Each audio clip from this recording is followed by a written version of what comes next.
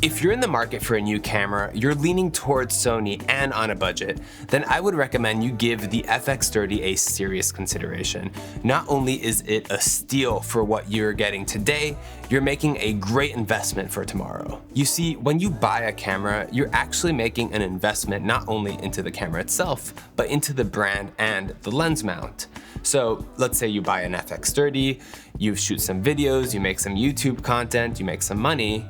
Tomorrow, if you ever decide to buy a B camera, yes, you could buy another FX30 because it's a fantastic camera, but should you choose to invest in full frame, you're gonna be working with the same lenses, you're gonna be working with pretty much the exact same menu system, the exact same color science, and any sort of peripheral gears are probably gonna match because it's the same body. I've always been a big advocate for buying over renting gear. From knowing your tools inside and out, to saving time going back and forth to rental houses, to being able to tackle those last minute gigs that people text you on a Sunday night, hey, can you be here in 45 minutes?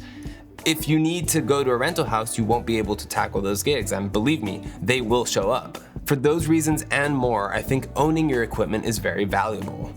But it has to be a manageable purchase. And let's be honest, the FX3 is expensive. But the FX30, that's much more manageable. You can maybe get a few gigs here and there, make some content, rent out your camera, and over the course of a year, you can probably get it paid off. Now look, I totally understand the full frame hype, but let's just take a step back and remember that to this day, most TV shows and movies are still shooting Super 35, which this APS-C sensor is comparable to. What's really gonna make a difference is your lens selection. And let's be honest, if you're saving $2,100 on a camera, that's the price difference between these two, you've got your lens purchase right there. You can buy 2 lenses for $2,100, 2 good lenses. And that's gonna make more of a difference than the camera body will, trust me. Here's some lens examples and price points. Remember, $2,100 difference. Check these lenses out, they're all gonna look fantastic on the camera. Now remember, depending on what you're doing, if you're a filmmaker, if you're more of a content creator, you'll have different needs, so check those out, see what works for you. Now on the topic of lenses, I would recommend to bite the bullet today and shell out the extra cash to buy full frame glass. Because if you're ever shooting with a buddy, for example, who has a full frame Sony camera, or down the road you do decide to buy full frame, you're set. You've invested in your future. As my friend Carl always says, buy nicer, buy twice.